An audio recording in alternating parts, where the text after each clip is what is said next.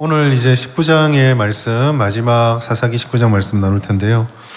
지난번에 우리가 19장을 세 번째로 나누는데 첫 번째는 이제 무법지대에 대해서 하나님의 말씀이 없는 각자의 소견에 오른 무법지대에 대한 말씀을 나누었고, 지난주에는 그 무법지대 속에서 우리가 두 주인 사이에서 하나님이냐 아니면 세상이냐, 이 두 주인 사이에서 흔들리지 않고 하나님의 편에 돌이키는 것이 중요하다라는 말씀을 나누었습니다.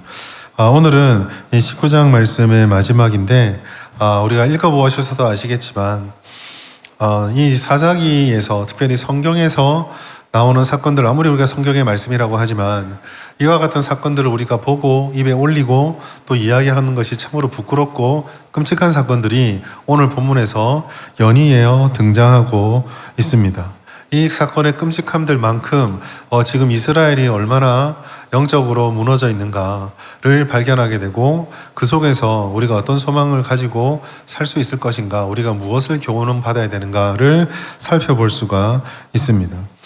우리가 진단을 받는 것이 병을 치료하는 데 굉장히 중요한 단계인 것은 분명합니다. 그래서 오진을 받지 않기 위해서 우리가 조금 심각한 질병이 발견되어지면 한 병원에서 진단받는 것으로도 만족하지 않죠.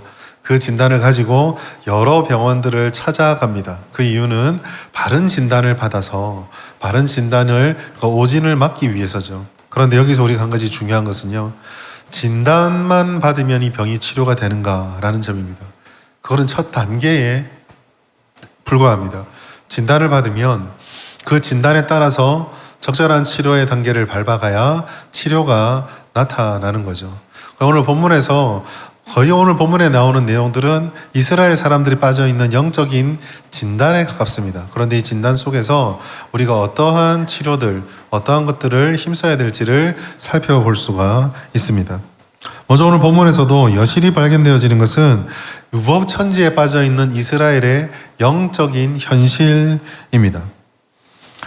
다시 한번 우리가 보게 되는 이 레위인과 이 본문에 등장하는 기브아 사람들을 보면은 이 사람들이 지금 얼마나 하나님으로부터 멀어져 있는가, 영적으로 어두운 상태에 있는가를 발견하게 돼요. 이미 벌써 두 번에 걸쳐서 우리가 레위인에 대해서는 말씀을 나누었습니다. 레위인이 첩을 두는 것도 그렇고, 첩을 둔 여인이 잘못된 행동을 했을 때 그 행동한 여인을 향해서 대응하는 것도 그렇고, 또 그 행동했던 여인들을 데리고 오는 과정에서 보여주는 모습들, 모든 것들이 영적으로 천지를 분간하지 못하는, 하나님의 뜻이 무엇인지, 내가 무엇을 해야 되는 사람이고 어떤 사명을 가진 사람인지를 분별하지 못하는 모습들을 보여줍니다. 겉으로는 레위인인데 그가 보여준 일련의 행동들은 하나님을 기업으로 삼는 것이 아니라 자기의 욕망과 자기의 주장을 기업으로 삼고 달려가는 세속적인 사람과 다를 바가 없었다라는 거죠. 그리고 오늘 본문에서 새롭게 등장하는 사람들은 베냐민 지파에 속해 있는 기브아 사람들입니다. 기브아 사람들이 보여주는 모습들은요, 한마디로 표현하면 하나님의 말씀이라고는 도무지 없는 야만인과 똑같은 모습을 보여주었다라는 것입니다. 우리가 지난번에 말씀에도 잠깐 나누었지만 이 기브아에 들어왔을 때에 누구도 이 레위인의 일행들을 맞아주는 사람이 없어서 조금 방황하는 모습들이 있었어요. 물론 그 지역에 있는 한 노인이 그를 데리고 가긴 하지만, 그러한 장면들, 내 고향, 내 형제들이 있는 곳으로 가서 내가 머물겠다라는 결심을 하고 왔는데도 불구하고 오히려 그곳에서 그렇게 환영받거나 즉각적으로 거할 것을 찾지 못했던 모습들은 굉장히 이질적으로 느껴집니다. 그리고 오늘 본문에서 보이는 모습도 어떻습니까? 나그네를 사랑하는 것과 전혀 다른 모습이죠. 신명기 10장 19절, 너희는 나그네를 사랑하라. 전에 너희도 애굽 땅에서 나그네 되었음이니라. 이 짧은 말씀 속에 들어있는 것은 그냥 나그네를 잘 대해줘라 뿐만 아니라 이스라엘 사람들이 애굽에 있을 때 나그네처럼 취급받았던 것을 기억하면서 하라는 이야기잖아요. 그런데 이스라엘이 사실 그 애굽에서 지냈던 세월들은 나그네라는 말로 표현하기에는 적절하지 않죠. 거의 종이고 도구고 원하는 대로 부려먹는, 솔직한 말로 사람 이하의 삶을 살지 않았습니까? 그러니 우리가 그런 것들을 기억하면서 나그네를 사랑하는 것은 그냥 단지 사랑하는 것이 아니라 우리가 겪었던 그 고통과 아픔들을 기억하고 스스로 마음을 잘 추스리고 다른 이들을 선대해라는 이야기죠. 그런데 오늘 본문에서 보여주는 모습이 그렇습니까? 기부한 사람들 전혀 그렇지 않죠. 하나님의 말씀을 잊고 외면하는 사람들의 모습을 그대로 보여줍니다. 여러분, 주님의 말씀을 잊고 외면하면서 하나님을 사랑하고 따른다는 것은요, 기대할 수도 없고 있을 수도 없는 이야기입니다. 하나님의 말씀을 쫓지 못하는 이 모습들, 오늘 새롭게 들어온, 어떻게 보면 기부한 사람들에게 이 레위인의 가족들은 새로운 사람들이잖아요. 그런 새로운 사람들, 이질적인 사람들을 잘 대해주기보다는 자신들의 욕망을 추구하고 그 욕망을 달성하기 위한, 그 욕망도 어디 내놓아도 부끄러운 그런 욕망을, 사람들이 예수를 믿지 않고 하나님의 백성이 아니라고 해도 어디 가서도 그렇게 하지 않을 것 같은 그런 행동들을 서슴없이 저지르고 있습니다. 다시 우리는 처음 제가 이 19장을 시작할 때 무법천지라고 말했던 그 이야기를 다시 한번 생각이 돼요. 정말 이렇게까지 무법천지일 수 있나 싶을 정도입니다.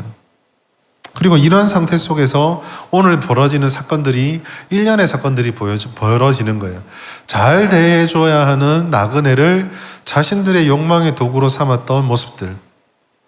그것만 해도 나쁜데 그것들을 무마하기 위해서 이 집의 주인이 보여주는 행동이 무엇입니까?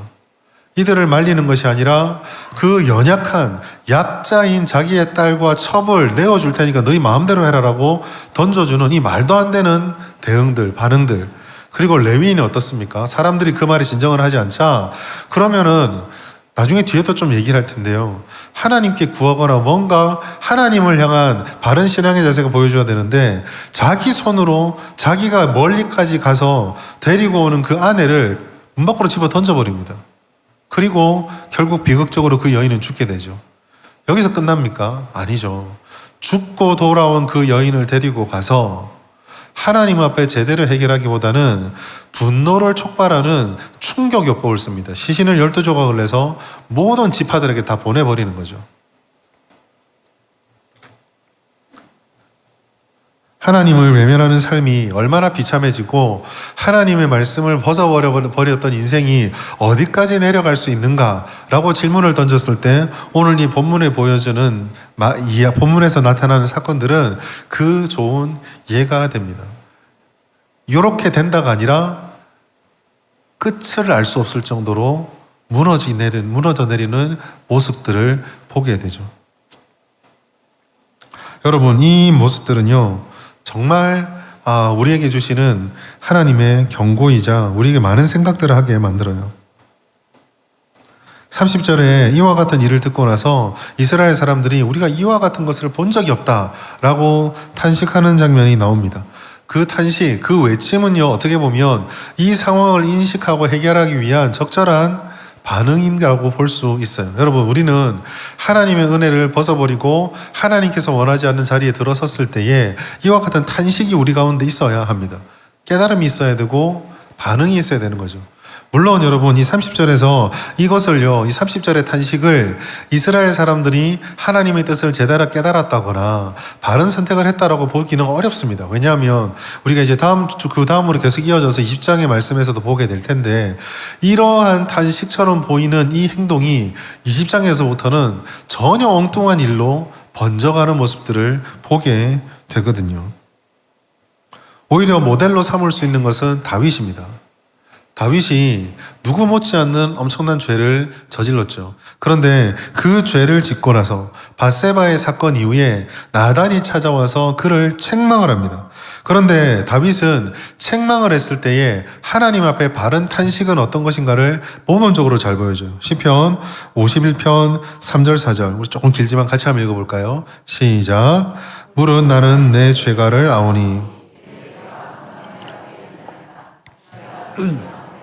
주의 목전에 악을 행하여 싸우니 주께서 말씀하실 때에 의로우시다 하고 주께서 심판하실 때에 순전하시다 하리이다. 아멘. 다윗은요, 변명하지 않았습니다. 다윗은 변호하지도 않았어요. 그리고 다윗은 그와 같은 책망의 말에 자신의 감정과 정서들을 드러내며 자신들이 원하는 일들을 시도하지도 않았습니다. 오직 하나님의 말씀 앞에 죄를 자복하고 겸손하고 겸비한 심령으로 죄를 인정하며 무릎을 꿇었죠. 오늘 본문에서 사건이 벌어졌을 때 그 비극을 마주하고 깨달은 레위인과 여기에 있는 기브아 사람들의 모습과 다윗의 모습이 극명하게 대조를 이루는 부분입니다. 여러분, 우리는 여기서 사람들에게 중심을 두지 않는 것이 얼마나 중요한가, 다른 말로 표현하면 하나님만을 우리의 소망으로 삼는 것이 얼마나 중요한지를 말씀을 통해서 깨닫게 돼요. 왜냐하면 우리는 오늘 이 레위기에 있는 것과는 조금 다를 수 있을지 모르나 우리 역시 너무나 오랫동안 이 위기라는 말을 위험하고 문제가 있다라는 이야기들을 하면서 신앙생활을 하기 때문입니다. 언제부턴가 우리가 살아간 이 사회에요, 희망이 있다, 소망이 있다라는 말보다는 이건 이래서 위기고 저건 저래서 문제고 이런 말들을 많이 합니다. 경제가 위기라고 말합니다. 정치가 위기라 말하고 교육도 위기라 말하고 가정도 문제라 말합니다. 공동체도 위기다 말합니다. 신앙은 어떻습니까? 신앙생활도 쇠퇴하고 있고 교회도 문제가 많다. 이래서 저래서 위기다. 이 위기란 말을 계속하고 있어요. 근데 여러분, 우리가 역사를 돌이켜보면요, 이 세상에 위기가 아닌 적은 단 한 번도 없습니다. 제가 어디서 봤는데요, 그 역사가 시작된 이후로 전쟁이 없었던 해를 딱 추리면요, 7년이 채 안 된대요. 역사가 기록된 이후로. 여러분, 놀랍지 않으십니까? 저만 놀랐는가요? 몇천 년의 역사가 흘러왔는데 기록된 역사만 몇천 년인데 우리가 흔히 말하는 전쟁이 없다라고 할 수 있는 시간이 7년여밖에 안 된다는 말은요, 이 세상은 그냥 끊임없이 문제와 위기 속에 있다라는 이야기입니다. 시대가 다르고 환경이 다르기 때문에 세세하게 들어가면은 세부적인 것들은 차이가 있을지 몰라도 이 세상에 문제가 없었던 적은 한 번도 없다라는 거죠. 그러니까 우리가 겪는 문제와 이런 어려운 상황들, 위기의 상황들은요, 새로운 것이 아니라 늘상 있었던 것들입니다. 그렇기 때문에 어떻게 보면 문제가 무엇인가를 분별하고 분석하고 대응하는 것보다 더 중요한 것은 우리가 그 문제 앞에서 무엇을 우리의 소망과 답을 삼을 것인가, 이게 더 중요할 수도 있어요. 왜냐하면 7년밖에 평화롭지 않았다고 했을 때 그 수천 년의 갈등과 위기의 상황에 수천 번의, 수천 년치의 경험과 누적과 대답들이 쌓여 있을 건데 그 대답들이 새로운 답이 있을 건가라는 거죠. 제가 여러분 신대원 졸업할 때, 신대원 3학년 때 이제 사역도 나가야 되니까 학교 교수님하고 식사하면서 이런저런 얘기를 한 적이 있어요. 얘기를 하다가 제가 그런 얘기를 한 적이 있습니다. 이 땅에 교회들이 정말 많고 설교를 하시는 분도 너무나 많고 한데 하나님의 말씀을 날마다 그 시대에 적실하게 분석하고 하나님의 은혜를 늘 새롭게 설교한다라는 것이 너무 부담이 된다라고. 과연 그렇게 할 수 있을까? 이 세상에 한 번도 전해지지 않은 하나님의 말씀을 그 시대, 우리가 살아가는 시대가 새로운 시대로 간다면 그 시대에 적용되는 하나님의 말씀도 늘 새 것이어야 하는데 내가 과연 그렇게 할 수 있을지 저는 너무 걱정이 된다고 말했습니다. 그러니까 그 교수님이 씩 웃으면서 그렇게 말씀하시더라고요. 그 구약은 말씀도 하지 않고 예수님이 오시거나 목사라는 직분을 바울에게 적용한다고 했을 때, 전도사, 그때 제가 전도사였거든요. 전도사님, 지금까지 한 2000년이 흘렀어요. 2000년 동안 목사가 몇 명이었을까요? 그러더라고요. 모르겠습니다. 그 목사가 평생 몇 번을 설교했을까요?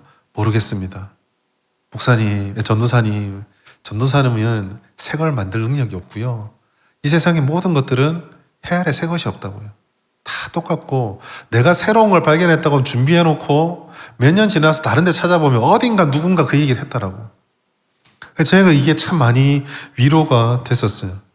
우리가 가지고 있는 답이라는 거, 우리만의 문제다, 우리만의 답이다 라고 하는 것, 어쩌면 우리가 착각하고 있는 걸 수도 있어요. 우리만의 문제라고 생각하는 이 문제가 사실은 엄청나게 반복된 문제일 수도 있고, 우리만의 답이다, 혹은 우리가 가지고 있을 때 이거는 나만의 해결책이다, 내가 깨달은 것이다라고 하는 것을 누군가는 이미 시도했고 이미 이루어지고 있는 것이 있다라는 거죠. 그럼 핵심은요, 거기에 있지 않습니다. 그럼 어디에 있을까? 저는 문제나 답보다는 우리가 어디에 소망을 두는가에 열쇠가 있다라고 생각을 해요. 우리의 욕망과 경험이나 여러 가지 이상들, 외부적 요인들에게 우리의 초점이 맞추어진다면 우리는 잘못된 길을 선택하는 것입니다.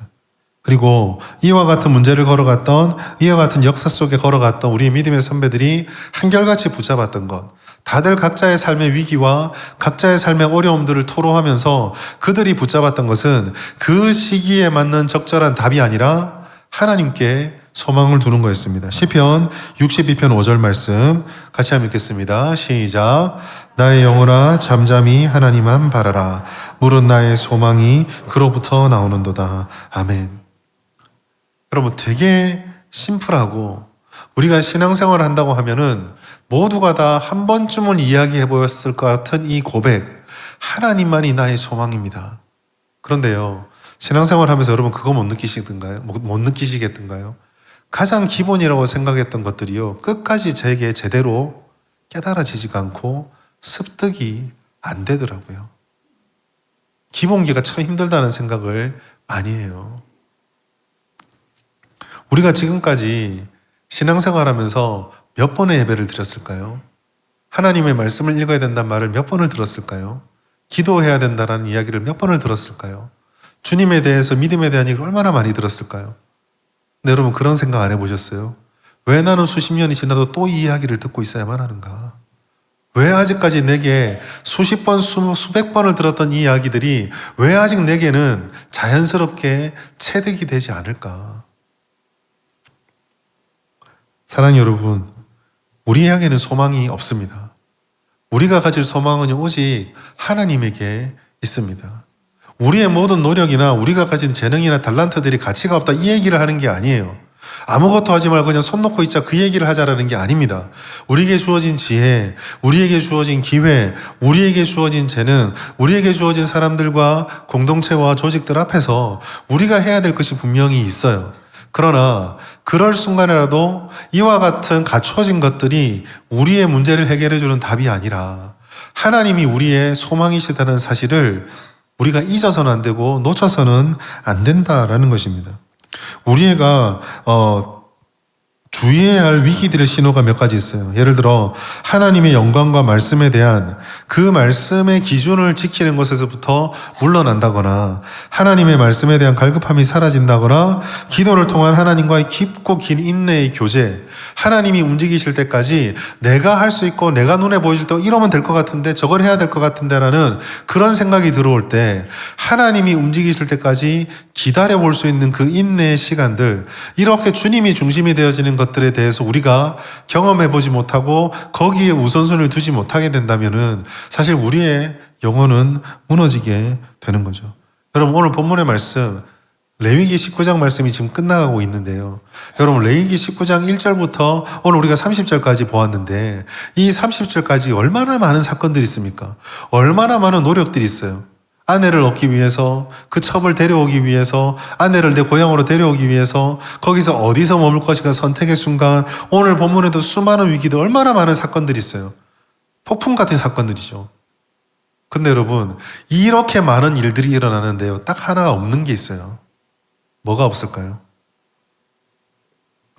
이 사건 속에요, 하나님을 부르는 이름이 단 한 번도 등장하지 않습니다. 주님이 뭘 원하실까? 하나님께서 어떤 걸 원하실까? 오늘 이게 엄청난 사건이잖아요.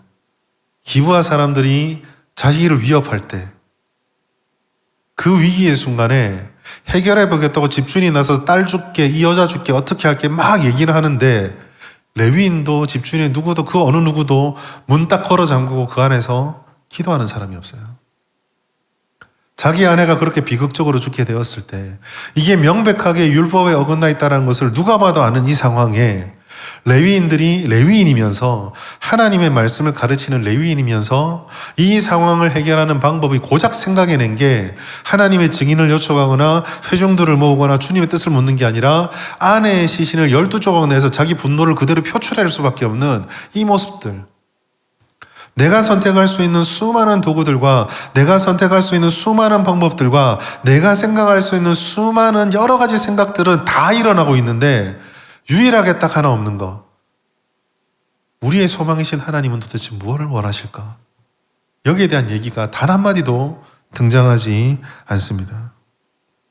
이것과 정확하게 반대가 되는 사람이요, 하박국이에요. 하박국 3장 17절 18절 보시면 비록 무화과 나무가 무성하지 못하며 포도나무에 열매가 없으며 감람나무에 소출이 없으며 밭에 먹을 것이 없으며 우리의 양이 없으며 외양간에 소가 없을지라도, 여러분 시처럼 부르는 노래잖아요.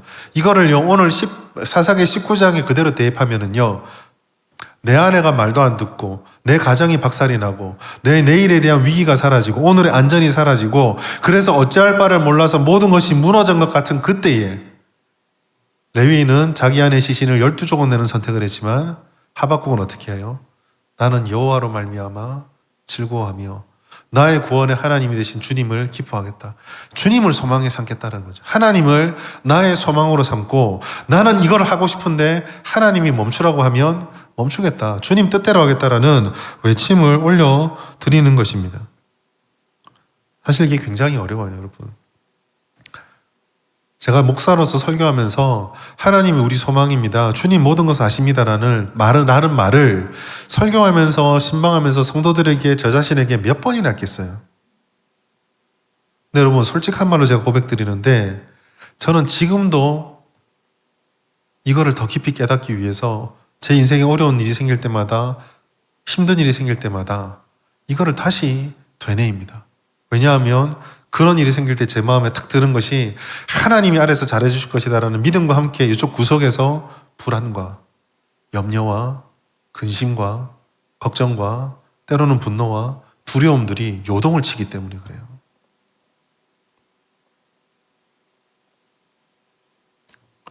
사랑하는 여러분, 우리에게 필요한 것은요, 하나님을 향한 온전한 중심 잡기입니다. 그리고 그 중심을 잡을 때 우리에게 정말 필요한 것이 부르짖는 자에게 응답하시는 하나님에 대한 소망이에요. 아까 제가 말씀드렸죠. 이 말씀 속에서 이렇게 엄청난 일이 벌어지는데 누구 하나 주님께 부르짖지 않는다라는 거. 사랑하는 여러분, 오늘 여기에 있는 말씀을 우리의 삶에 그대로 행동으로 적용할 수는 없습니다. 그런데 이 행동을 통해서 이들이 안 했던 것을 우리 행동에 적용으로 삼을 수 있어요. 다양한 시도, 다양한 방법을 하겠지만 정작 우리에게 필요한 유일한 소망은요, 하나님을 만나고 하나님께 부르짖는 것이 회복되는 데 있습니다. 마태복음 7장 7절 8절 보시면 구하라 그리하면 너에게 주실 것이요 찾으라 그리면 찾아낼 것이요 문을 두드리라 그리하면 너에게 열릴 것이니 구하는 이가 받을 것이고 찾는 이가 찾아낼 것이고 두드리는 이에게 열릴 것이다. 부르짖고 찾는 자에게 하나님이 응답해 주신다라고 말씀하셨습니다. 우리가 너무나 잘 알고 있는 약속의 말씀, 예레미야 33장 3절. 우리 같이 한번 읽어볼까요? 우리 믿음을 담아서 한번 읽어볼까요? 시작. 너는 내게 부르짖으라. 크고 엄밀한 일을 내게 보이리라. 아멘. 여러분, 예레미야는요, 눈물의 선지자예요. 예레미야는요, 정말 그 삶이, 이런 말씀은 되게 죄송한데, 성경에 보시면은 목사가 모델로 삼을 만한 사역자들이 여럿 있잖아요. 네, 제가 정말 두려워하는 게 이 예레미야와 같은 목사가 안 되고 싶은 거예요.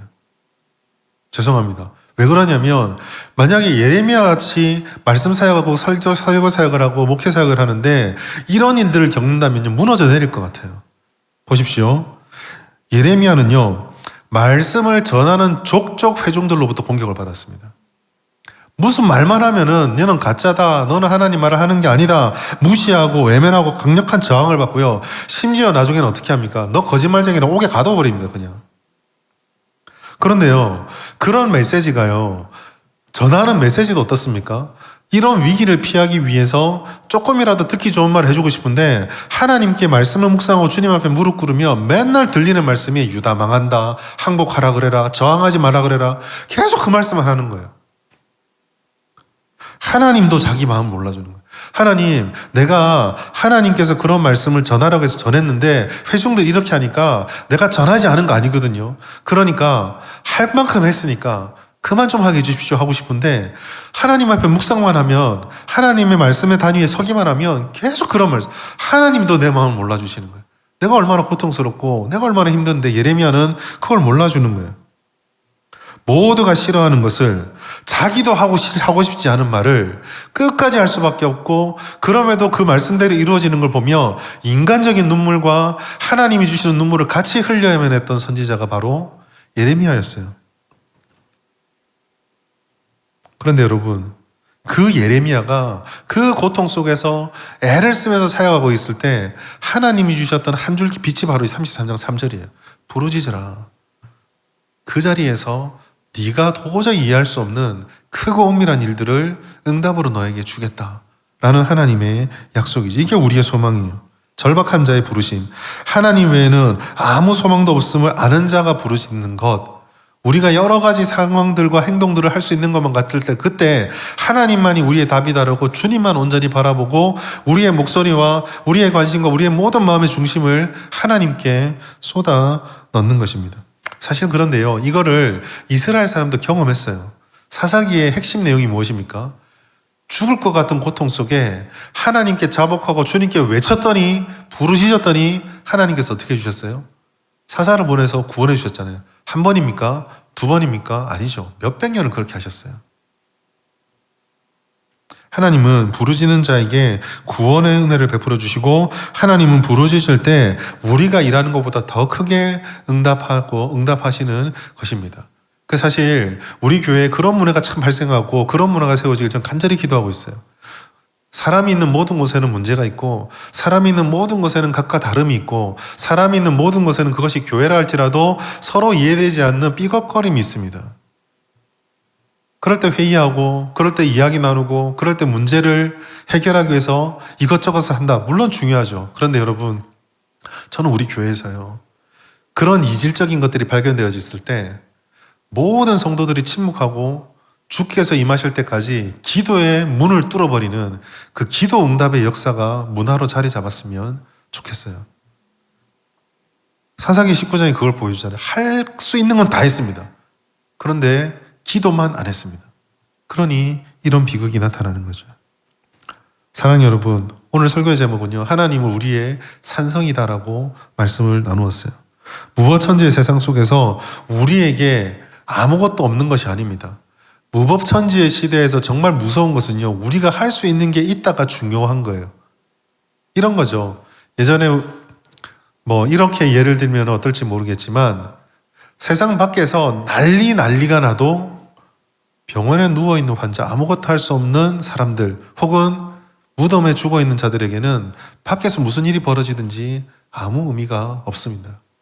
무법천지가 무서운 순간은 내가 무언가를 할 수 있을 때예요. 이것도 할 수 있고 저것도 할 수 있을 때, 이것도 선택할 수 있고 저것도 선택할 수 있을 때, 그리고 사람들은 공포심과 두려움 앞에서 평안함과 안락함을 잃어버리지 않기 위해 이것저것을 다 합니다. 그러나 우리가 성경을 통해서 깨달을 수 있는 것, 그것은 외부적인 세상의 환경도 불안전함과 동시에 완전하지 못한 우리조차도 불안한 요소를 가지고 있어서 이게 꼽혀지면 더욱더 세상이 요동치는 것 같은 그런 세상을 우리가 살게 되는데, 그럴 때마다 우리의 소망, 우리의 꺾을 수 없는 안식과 평안은 오직 하나님에게 있다라는 성경의 고백이에요. 시편 18편 2절 말씀 같이 읽겠습니다. 시작. 여호와는 나의 반석이시요 나의 요새시요 나를 건지시는 시요 나의 하나님이시요 내가 그 안에 피할 나의 바위시요 나의 방패시요 나의 구원의 불이시요 나의 산성이시로다. 아멘. 여러분, 다윗이 얼마나 많은 하나님을 외치고 있나요? 반석, 요새, 건지신다, 바위시다, 방패시다, 구원의 뿌리시다, 산성이시다. 저는 이걸 보면서 다윗이 하나님과 참 치열하게 하나님을 산성으로 삼고 치열한 삶을 살았구나라고 느꼈습니다. 경험이 기도로 나오고 자신의 삶에 만났던 하나님이 자신의 노래가 되는 신앙. 다윗은 반석이 없는 곳에서 주님을 반석으로 경험했다는 거잖아요. 요새가 아닌 곳에서, 광야 같은 곳에서 요새이신 하나님을 발견했던 것입니다. 이 경험들이 오늘 우리에게 필요한 신앙의 고백들이에요. 다시 말씀드립니다. 문제없는 세상은 없어요. 사람이 있는 모든 곳에는 갈등이 있고요. 사람이 있는 모든 곳에는 차이가 있고요. 사람이 있는 모든 곳에는 오해가 있을 수가 있고 서로의 다름이 있을 수 있습니다. 그런 곳에서 우리에게 필요한 것은요, 흔들리지 않는 산성 되시는 하나님이에요.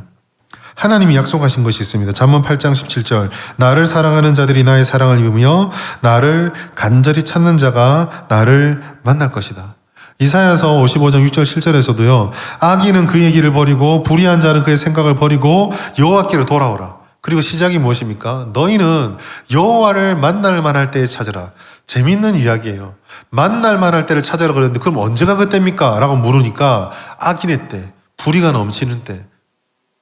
우리가 생각하는 좋은 때가 아니에요. 문제가 다 사라지고 아픔이 다 사라지고 우리가 다 하나님을 고백해서 누구나 다 예배하고 다 서로서로 좋을 때, 그때가 여호와를 찾을 때가 아니라 마치 내 발바닥에 있는 기반이 다 무너져서 반석이 사라진 것 같을 때, 요새 밖으로 뛰쳐져 나와서 광야에서 온갖 화살을 다 받을 것만 같은 바로 그때가 여호와를 찾을 때고, 그때 여호와를 향해 부르짖고 나를 산성으로 삼으면 그곳에서 우리가 전혀 생각하지도 못했던 하나님의 은혜를 경험하게 된다라는 거죠.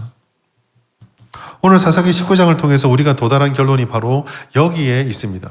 무법천지의 시대를 살았던 이스라엘의 사사시대, 그 반복되는 교훈에서도 깨닫지 못했던 그 반복의 역사 끝에서 하나님이 보여주시는 이 19장의 말씀, 말로는 하나님의 백성이라고 말하지만 하나님을 산성으로 삼지도 않고 하나님을 소망으로도 삼지 않은 채 여전히 자기 손에 내가 할 수 있는 방법, 나의 생각들, 내가 원하는 욕망들을 그대로 붙잡고 하나님을 바라보고 있는 이들에게 하나님을 산성으로 삼는 것이, 하나님만 우리가 바라보는 것이 우리가 회복해야 될 신앙이다 라고 말씀해 주는 거예요. 여러분, 19장을 마무리하면서 이번 한 주의 세상을 살아가는 우리들에게 이 소망이 회복되시기를 간절히 바랍니다.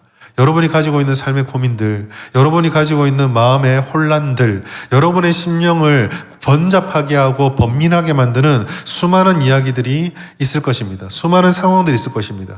거기에 대해서 나의 생각은 지금도 광야를 달리는 말처럼 질주하고 그 속에서 내가 이런 생각을 할까, 저렇게 말을 할까, 이런 행동을 할까, 수많은 생각들이 여러분들을 흔드실 거예요. 내가 아무것도 하고 있지 않아도 우리의 믿음을 지키는 삶을 가만 내버려 두지 않는 세상이 우리를 점점 유혹하고, 가만히 있어도 마치 바다 위에 떠 있는 돛담배가 아무것도 하지 않아도 파도가 그를 흔드는 것처럼 우리의 인생을 요동치고 흔들 것입니다. 그럴 때 우리에게 필요한 것은요, 이 영적인 무법 상태를 벗어나게 만드는 하나님의 말씀에 닫히고 그 닻을 내린 가운데에서 주님을 소망으로 삼고 흔들리지 않는, 우리의 산성이 되시고 바위 되시는 하나님을 소망으로 삼고 주님께 나와 우리의 삶의 중심을 견고히 하는 것입니다. 이것은 한 번으로 끝나는 여정이 아니에요. 오늘을 잘 살아내고 내일을 잘 살아냈다 할지라도 우리가 이 땅을 살아가는 동안 이미 우리에게 약속해 주신 주님의 그 은혜와 아직 완성되지 않은 그 사이에 살아가는 우리에게는 어쩔 수 없이 계속 찾아오는 흔들림입니다. 그러나 여러분, 그 흔들림 속에서 우리에게 주시는 하나님의 말씀을 기억하시고 이 권면을 기억하십시오.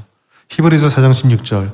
그러므로 같이 읽어볼까요? 시작. 그러므로 우리는 긍휼하심을 받고 때를 따라 돕는 은혜를 얻기 위하여 은혜의 보좌 앞에 담대히 나아갈 것이니라. 위기가 우리를 무너뜨리는 게 아니에요. 위기 때에 은혜의 보좌 앞에 담대히 나가지 못하기 때문에 넘어지는 것입니다.